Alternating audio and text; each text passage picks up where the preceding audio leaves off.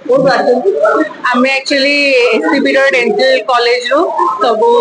doctors माने आसछु 4 जण doctors मु सीनियर रेसिडेंट आम पोस्ट ग्रेजुएट स्टूडेंट आसछु आम सहित सब प्रकार इंस्ट्रूमेंट्स दांत ओपड़ा ओपड़ी पई आ मेडिकेशंस जदि किछि तार पेन अछि इन्फेक्शन अछि से पे एंटीबायोटिक सब अणा हेछि जार जोटा दरकार से हिसाब रे रेकमेंड करा हबो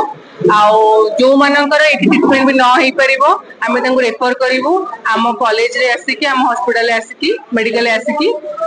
मागेना रे आराम से ट्रीटमेंट करिकी चिकित्सा करिकी भी जाई परिबे आज्ञा आमे एथरु दांत विभाग रो आमे 4 जण डाक्टर आछू एससीबी रो आउ समू जहाँ भी आपनकर पार्टी रिलेटेड जहाँ भी आपन असुविधा सब आउठी आमे डायग्नोज करिवु जहाँ तापन ट्रीटमेंट ता आमे लिखिबु रेफर करिवु जोटा एठी हेई परिबो जहाँ ट्रीटमेंट सेटा भी आमे एठी करिवु चक्कू डिपार्टमेंट तो देखु बहुत सारे डाक्टर आछंदी आ तांकर भी जहाँ तांकर रिलेटेड जहाँ थिबो असुविधा रोगी मानकर से माने भी तांकर सब इंस्ट्रूमेंट्स आइचंदी करिया पई